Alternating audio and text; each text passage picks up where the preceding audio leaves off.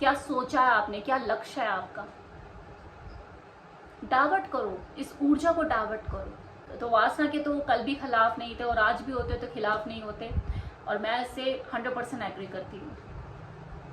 तो वासना को दबाइए मत, ये होनी जरूरी है हमारे शरीर में, लेकिन इसको कहाँ लगाना है इसके ऊपर सोच विचार कीजिए।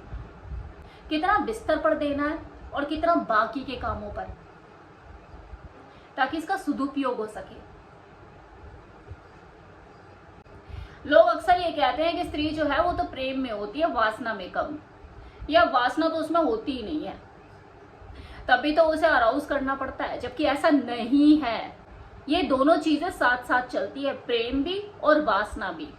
ऊपर वाले ने पुरुष और स्त्री दोनों को ही प्रेम और वासना देकर भेजा है। वास्तविकता तो ये है कि कुछ स्त्रियों के अंदर काम वासना इतनी गहरी, इतनी चालाक, इतनी छिपी हुई होती है कि पुरुष तो इसे समझ भी नहीं पाते।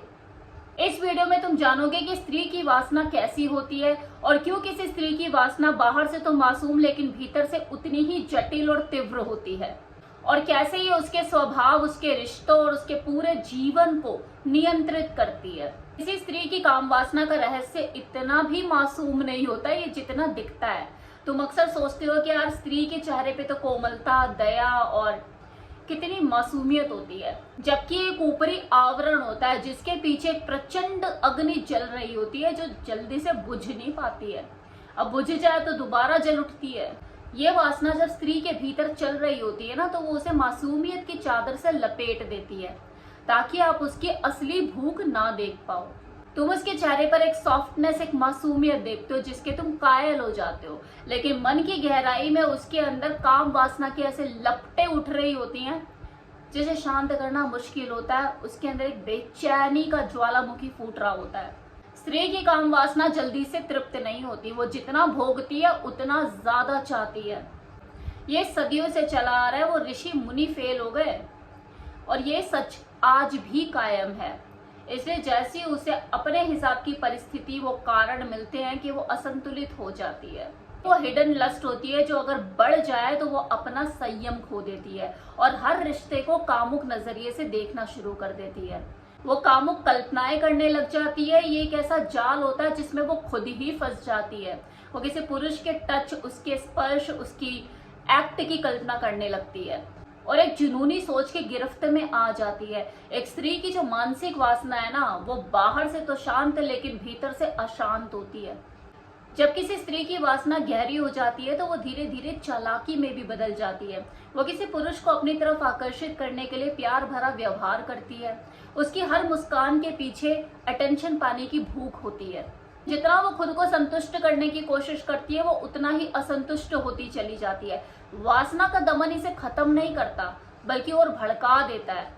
जब ये भड़कती है तो क्षणिक भरी सुख मिलता है, उसके बाद मन में एक खाली भारीपन पैदा हो जाता है जो कि असहनीय होता है, और यही शून्यता उसे दोबारा भोग की तरफ धकेलती है। और इस लालसा का तो कोई अंत है ही नहीं ना। एक इच्छा खत्म होती है कि दूसरी तुरंत जन्म ले लेती है। इसलिए कहते हैं ना कि इंद्रियों के पीछे भागना मन और बुद्धि को बहा ले जाता है, और यही किसी स्त्री की वासना की सबसे बड़ी गहराई और सच्चाई है।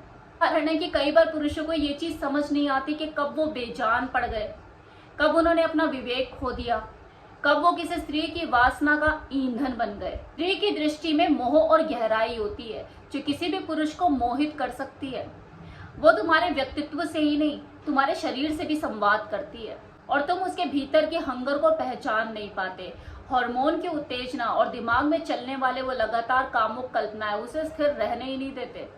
वो भीतर से एक कैदी होती है, अपनी ही वासना की बेड़ियों में जकड़ी हुई। मान्यता और ध्यान पाने की लत उसको चालाक बना देती है। मन अस्थिर हो जाता है और उसका आत्मबल धीरे धीरे टूटने लगता है। वो जितना भी भोगे अंत में उसे खालीपन ही मिलता है, और यही खालीपन उसकी असंतुष्टि का कारण बनता है। इसी असंतुष्टि के कारण उसका लगाव अधिकार में बदल जाता है और उसका प्यार जलन में। वासना की भूख देखो दबाने से कम नहीं होती। इसे जितना आप दबाने की कोशिश करोगे, इसे खत्म करने की कोशिश करोगे, अपनी जड़ें गहराई में और ज्यादा मजबूत करेगी। ये निरंतर दबाव ईंधन की तरह काम करता है, और जैसी परिस्थितियां उसे अपने अनुरूप मिलती है कि विस्फोट पैदा होता है। सच का विस्फोट, जो होना होता है वो होता है। फिर भोग से मिलने वाला खालीपन उन्हें दोबारा भोग की तरफ धकेलता है। और यही कारण है कि बहुत सी स्त्री जो उनके आसपास जो पुरुष मौजूद होते हैं उन्हें भोग की संभावित दृष्टि से ही देखती है। फिर बाहर से भले ही वो सुसंस्कृत संस्कारी दिखे, लेकिन असलियत तो यही होती है उन स्त्रियों की जो वासना में पूरी तरह से बह चुकी होती है। तो सबसे पहले जो इंद्रियां है ना, इन्हें अपने वश में करो, इन्हें नियंत्रित करो, जो कि मैं जानती हूँ पॉसिबल नहीं है, कुछ हद तक पॉसिबल है, पूरी तरह से पॉसिबल नहीं है, लेकिन जितना हो सकता है उतना तो करो। नियंत्रण की अनुपस्थिति ही उसे बार बार कल्पना की दुनिया में ले जाती है और प्रशंसा और ध्यान उसका नशा बन जाती है। ये वासना की भूख भीतर की अधूरी ख्वाहिशों से जन्म लेती है जो बाहर जाके चालाकी में बदल जाती है।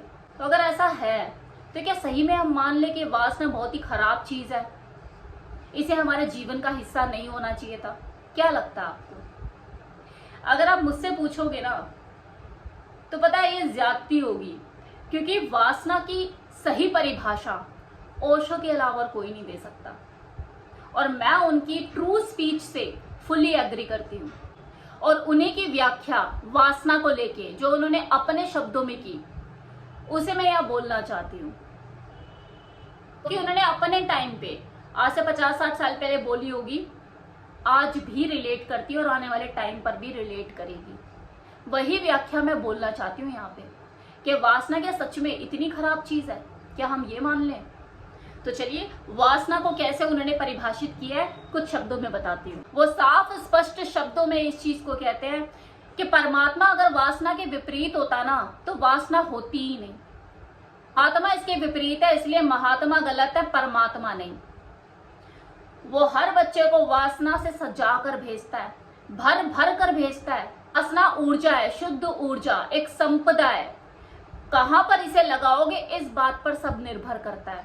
वासना को धन कमाने के पीछे लगाओगे तो धन कुबेर बन जाओगे।